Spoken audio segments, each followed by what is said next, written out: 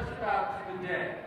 My wife rushed me to the emergency room because during a standard blood test, they had discovered that I had a platelet level of 4.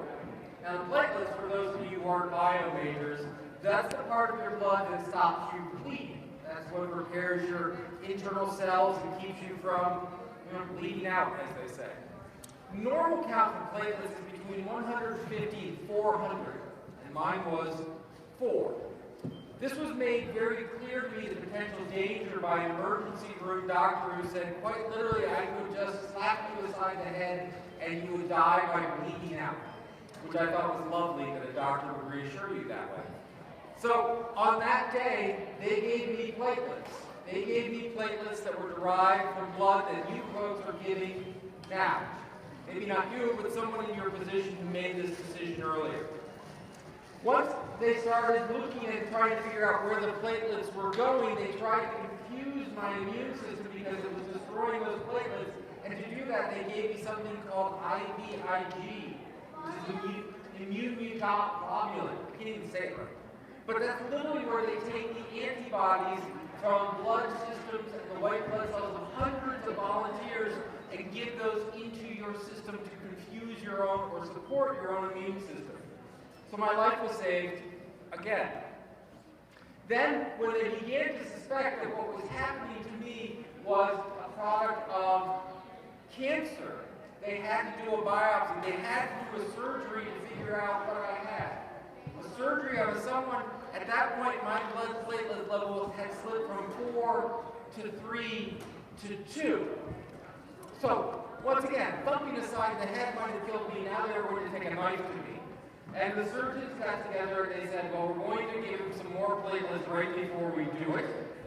And by doing that, we hope that he won't bleed out. The anesthesiologist made this very clear, and I'm sorry that this is so graphic, but he said, well, what's going to happen is if you start to bleed out, it'll swell up your neck and it will concentrate you and you'll suffocate. I thought, lovely. They said, no problem, we're going to give you platelets. And so folks, once again, in your position, donating blood saved my life for a third time.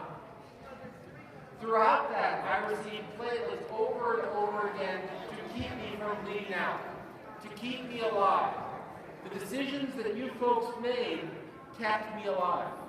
They did finally diagnose me with Hodgkin's lymphoma, blood disease. And what happens with that is they treat you with chemotherapy. And for 6 months, I went through chemotherapy. And the way they handle Hodgkin's lymphoma is they take your blood every 2 weeks, and then they give you toxins. Toxins that are derived from things like mustard gas, yes, World War I mustard gas. Toxins from lethal trees and interesting things like that. And not only does it knock out the cancer cells, but it knocks out blood cells and muscle cells and cells all around your body. And to keep you going, to keep you healthy enough to give you the toxins to take on the cancer, they give you blood. So I've got red blood cells, and I got platelets throughout that process, which kept me alive. And so thank you again for a fourth time keeping me alive. Once I had gone through treatment and I thought I was done, it turns out the cancer wasn't quite done with me. So the next option for folks like me is we move to something called a bone marrow transplant, or these days it's called a stem cell transplant.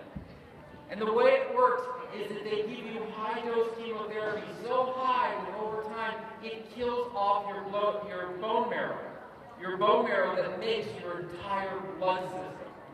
So I would be left without the ability to create my own red blood cells to have my cells and muscles and body breathe. I would be left without white blood cells to fight disease. I would be left without platelets to stop the bleeding. And so they transfused me.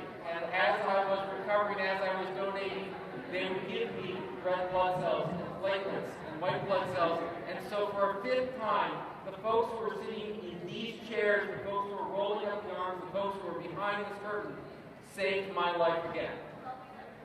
As I recovered, as I had a platelet count now of 0.1 and a white blood count of 0, kept in for 25 days in isolation where someone sneezing could kill me, they would transfuse me every other day, giving me the strength to get out of bed, to walk, to recover. Saving my life. I know it's a good thing, and you should have a good feeling for coming in, but I want you to understand that good feeling isn't just nice, it is essential. It saves lives. What you do today, even if this is your first time, and I pray it's not your only time, you are saving lives today. As sure as someone with the surgeons with the scalpel and the doctors with the medication, it is the actions that you are taking today that are allowing people like me to come back. And so here I am. On the 24th of February is my 1-year birthday, where I get, thank you very much. I told my kids I'll get 2 presents this year. And so I can now be out in public and not have to worry about people sneezing on me quite so much. Tomorrow I go and get my 1-year vaccination, so I get polio. Lovely. I have to wait another year before I get mumps and measles. Thank you so much. Please get vaccinated. But once again, what I wanted to say throughout this whole process, as I learned about it, is I was completely dependent upon doctors. I was completely dependent upon nurses and my wife and my kids to take care of me every day. But I was also completely dependent and in the good hands of the folks in this room, and rooms like this all over the country.